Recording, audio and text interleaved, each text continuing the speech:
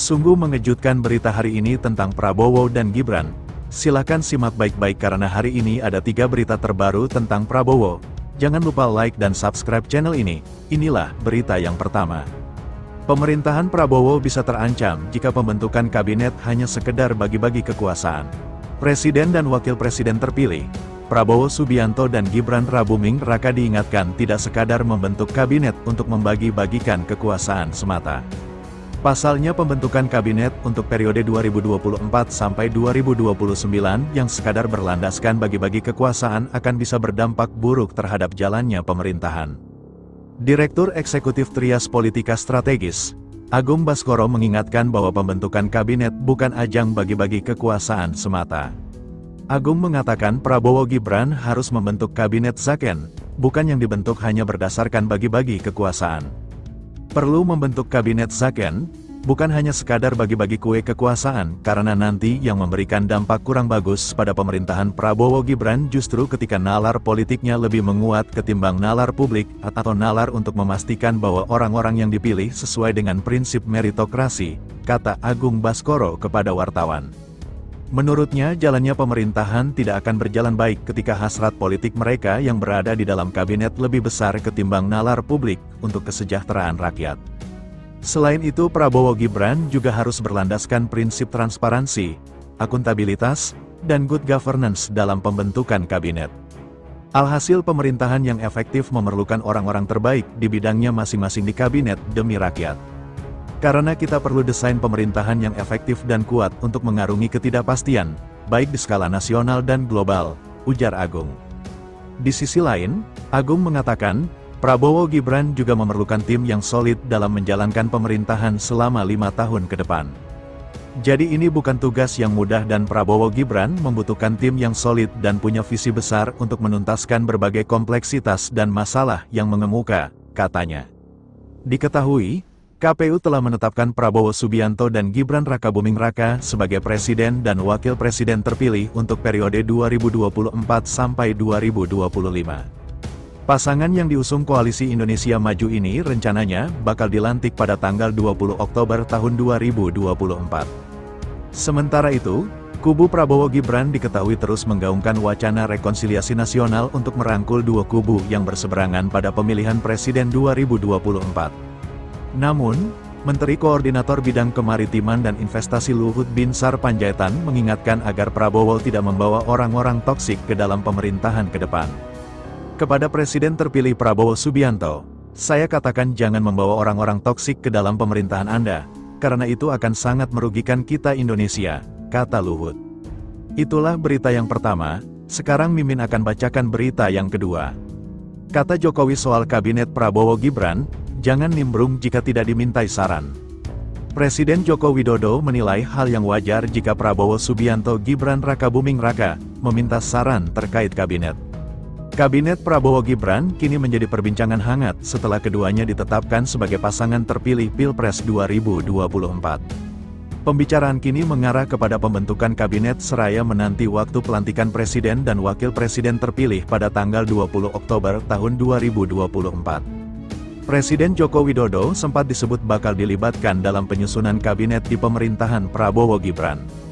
Wakil Ketua Umum Partai Gerindra Habibur Rahman mengatakan, Jokowi menjadi salah satu orang yang paling banyak dimintai pendapat oleh Prabowo dan Gibran mengenai nama-nama menteri yang akan ditunjuk.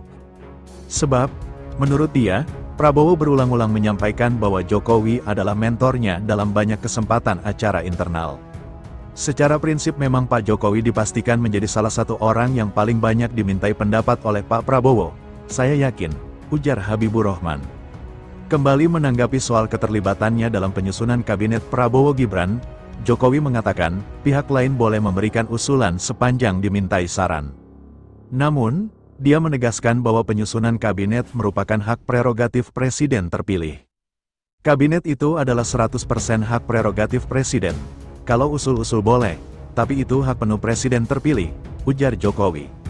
Kalau minta saran kan enggak apa-apa, kalau minta saran, tapi kalau enggak dimintai saran, ikut-ikutan, nimbrung, lah itu yang enggak benar, katanya menegaskan. Sebelumnya, pihak istana melalui Koordinator Staf Khusus Presiden, Ari Dwipayana membantah bahwa Jokowi menitipkan nama menjadi menteri. Menurut Ari, pengangkatan menteri dalam kabinet selanjutnya merupakan hak prerogatif presiden selanjutnya. Terkait narasi yang dikembangkan beberapa pihak termasuk media yang menyebutkan keterlibatan Presiden Jokowi dalam pembentukan kabinet mendatang, perlu ditegaskan bahwa pengangkatan menteri dalam kabinet mendatang sepenuhnya menjadi hak prerogatif presiden terpilih setelah dilantik tanggal 20 Oktober tahun 2024, ujar Ari dalam keterangan tertulis pada tanggal 25 Maret tahun 2023. Sementara itu, Wakil Presiden terpilih, Gibran Rakabuming Raka mengaku ingin berkonsultasi dengan Ketua Umum PDI Perjuangan Megawati Soekarnoputri untuk mendapat masukan perihal penyusunan kabinet pada pemerintahan berikutnya. Selain Megawati, Gibran juga mengaku akan berkonsultasi dengan sejumlah ketua umum partai lainnya termasuk para tokoh nasional. Ya nanti ya, senior-senior, tokoh-tokoh, ketua-ketua semuanya diminta masukan, tidak terkecuali Megawati, ujar Gibran. Kendati demikian, Gibran menyebut sejauh ini belum ada komunikasi dengan Megawati perihal pertemuan tersebut. Belum, singkat Gibran. Sementara itu, politikus PDIP Masinton Pasaribu menilai keinginan Gibran untuk berkonsultasi dengan Megawati merupakan gimik semata. Menurutnya, Gibran tak perlu membangun komunikasi bergaya gimik seperti itu kepada Megawati. Sebab, kata dia, Megawati dapat dipastikan tidak akan merespons gaya komunikasi seperti itu. Ya, kalau ada yang bilang ingin konsultasi dengan Ibu Megawati, konsultasi terkait kabinet, menurut saya itu cuma gimik-gimik saja, dan itu enggak perlulah dan Ibu Megawati pasti enggak menanggapi gaya komunikasi gimik-gimik seperti itu, tegas Masinton. Masinton juga menilai, gaya komunikasi yang dibangun Gibran tersebut tak mencerminkan ketulusan dan kejujuran. Sebab, komunikasi Gibran tersebut hanya sekadar gimik.